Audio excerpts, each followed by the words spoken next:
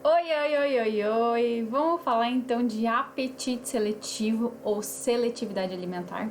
Seu cãozinho tem, por acaso, dificuldade de comer? Ele é exigente na hora de se alimentar? Então vem aqui comigo descobrir o que pode estar acontecendo e como você pode resolver essa situação. Bom, antes da gente começar, eu queria aumentar um pouquinho a consciência de vocês, para que vocês entendam que a forma de alimentação dos cães é diferente da nossa. Então, às vezes a gente pensa que a gente está fazendo algo de forma positiva para eles e na realidade não, tá? Vamos lá. Para começar o negócio, a gente tem que entender que o paladar é o sentido menos desenvolvido dos cães, ou seja, aquele gostinho lá que a gente sente quando a gente come um brigadeiro, quando a gente come uma pizza, uma lasanha ou algo que a gente gosta muito, para os cães não é tão aflorado. As papilas gustativas dos cães giram em torno de ali 1.700 papilas gustativas, enquanto para a gente é em torno de 9.000. Então olha quanta diferença, né? Para a gente, o gosto ele é muito importante. Para os cães é importante? Sim, mas não é algo que seja tão importante quanto pra gente, tá? E o que causa então o tal do apetite seletivo? O que faz com que o seu cãozinho desenvolva esse apetite seletivo e essa exigência alimentar? Bom, eu vou falar aqui sobre eles e a gente vai falar sobre cada um daqui a pouquinho para que você entenda como você pode resolver. Primeiro, problemas comportamentais. Extremamente comum problemas comportamentais estarem envolvidos na questão da seletividade alimentar. 2. Excesso de petiscos. 3. Armazenamento incorreto, seja da ração ou seja da alimentação natural. 4. Falta de enriquecimento, uma rotina pobre. 5. Manejo inadequado, que envolve tudo isso, mais algumas coisinhas que eu vou explicar ali na frente. 5, 6, já não me lembro qual que é o número. Troca de alimento em excesso. Bom, isso também é muito comum, né? Ah, não gostou dessa ração, então vou lá e compro outra. Ah, comeu 3 dias, não quer mais, vou lá e compro outra. E assim vira uma bola de neve. Ou também a questão clássica, que é a apatia ou problemas de saúde. Lembrando que o seu pet pode estar sim com alguma doença, com algum problema. Então, por isso, você precisa buscar sempre fazer consultas de check-up para que mantenha a saúde sempre em dia, para que quando tenha esse tipo de problema envolvido, já seja descartado algum problema de saúde, e então você pode trabalhar nesses pontos aqui, tá? Então vamos lá, vamos falar sobre cada um deles e como resolver. Primeiro, problemas comportamentais. Por exemplo, falta de estímulo, ansiedade, apatia, né? O que a gente tem que fazer? A gente precisa equilibrar a rotina desse cãozinho. Como é que a gente faz isso? Incluindo passeios na rotina. Se puder, passeios logo de manhã. Incluir atividades que enriqueçam o ambiente, que esse cão possa ser cão. Por exemplo, deixar esse cão farejar muito na hora do passeio. Dentro de casa, você comprar brinquedos, ou não precisa nem comprar, mas estimular ele na hora do apetite. Então, por exemplo, pega uma toalha e coloca a ração ali, enrola bem essa toalha, e na hora da alimentação você fornece para ele, ele tem que ficar farejando aí para que ele encontre a comida. Então isso é muito natural, para os cães é natural buscar a comida, eles se sentem bem quando eles são estimulados a buscar. E aí você pode criar várias coisas na rotina para estimular essa hora da alimentação. Brincadeiras, né? Ele tem espaço para correr, para brincar, para ser cão mesmo.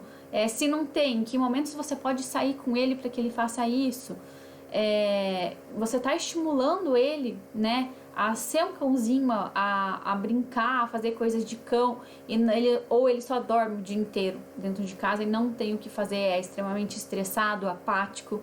Então é natural que um cão estressado e apático não queira se alimentar, né? E isso muitas vezes a gente resolve com manejos nas questões de rotina, com manejo comportamental.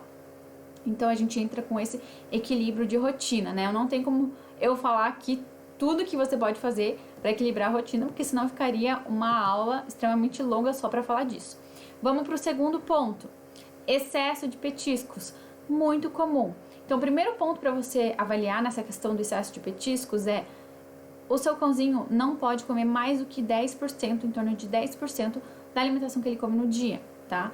E nunca forneça petiscos na hora que você está se alimentando, porque senão você vai estimular ele a querer o seu alimento, né? Eu tô comendo aqui, tomando um café da manhã, comendo pãozinho, e eu dou um pedacinho pequenininho, não faz nada e tal. Você vai estimulando ele a ficar buscando outros tipos de alimentação, além de fazer mal, né? Fica dando pãozinho. Então, corta os pãezinhos, corta os petiscos, principalmente se seu cão sofre dessa exigência alimentar, sabe? Tem que ter uma rotina certinha, organizar essa rotina alimentar para que ele vai perdendo essa seletividade alimentar. Outro ponto, então, é o armazenamento incorreto. Aqui eu vou falar especificamente sobre ração, mas isso serve também para alimentação natural, que é sempre bom você conversar com a nutricionista, enfim, a pessoa que está fazendo esse cardápio para o seu pet, e ver se essa alimentação precisa ser congelada, como é que é, quando tira da geladeira, quando não tira, tá? Só relembrando. Mas vamos falar aqui especificamente de ração.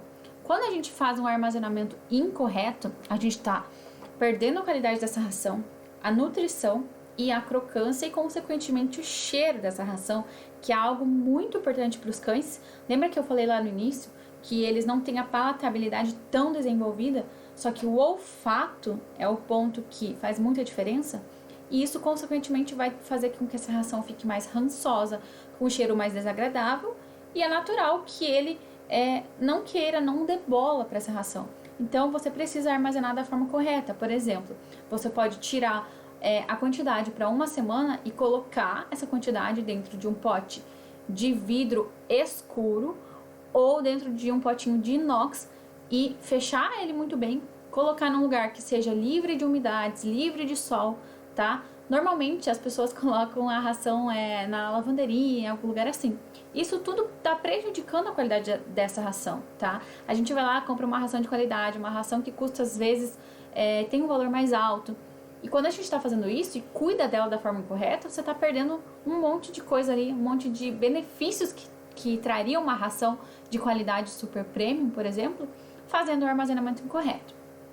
Então esse é outro ponto que deve sim ser avaliado e deve ser feito, incluído na rotina, porque é uma coisa atrás da outra, né? Uma coisa ajuda a outra. Então esse é um ponto muito importante e que sim, eu vejo a maioria dos tutores errando nesse ponto. Outro ponto bem importante é a falta de enriquecimento.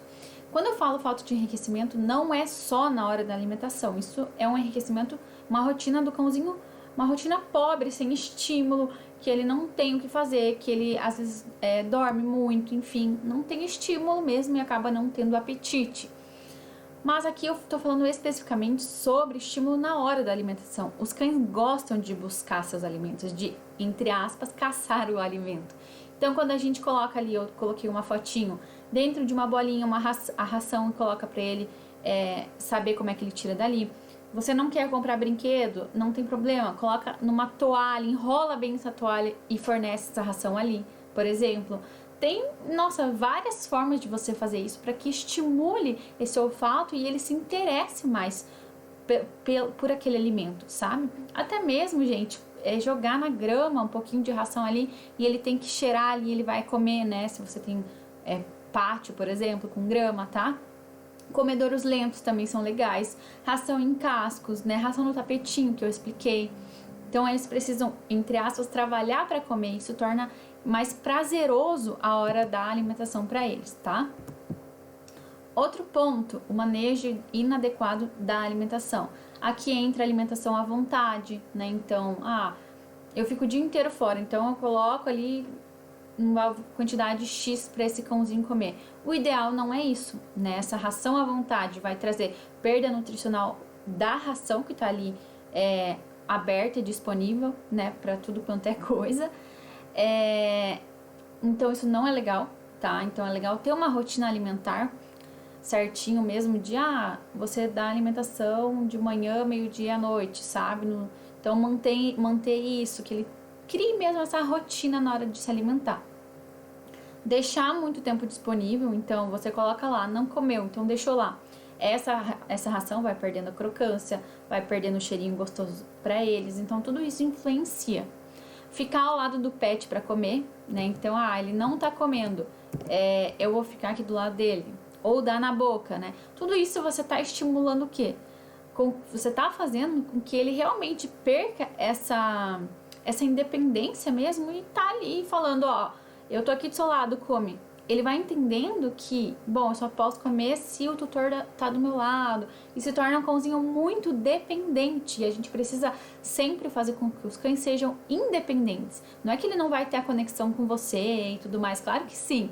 Mas, ao mesmo tempo, você tem que incentivar essa independência, né? Eles têm que ter essa autonomia e essa, entre aspas, liberdade pra se sentir bem mesmo, pra sentir prazer na vida que eles têm enquanto cães, tá? Outro ponto é a troca de alimento em excesso, que eu falei lá no início. Então é muito comum.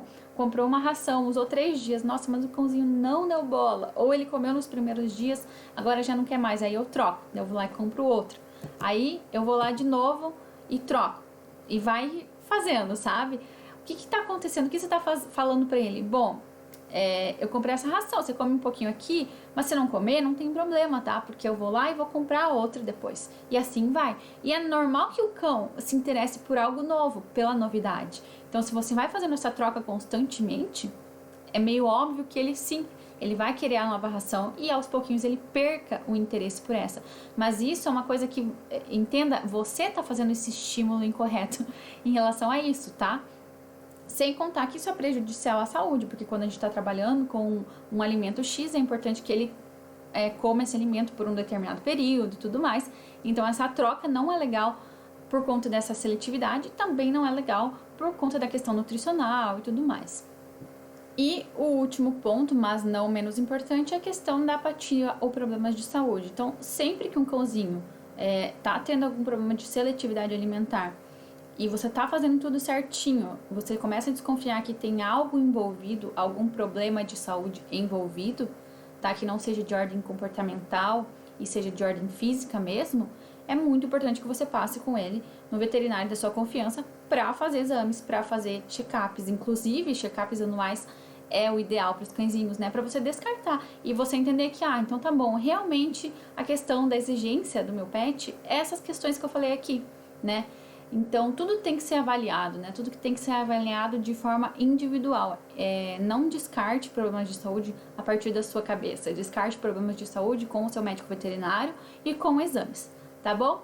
Um beijo e até a próxima!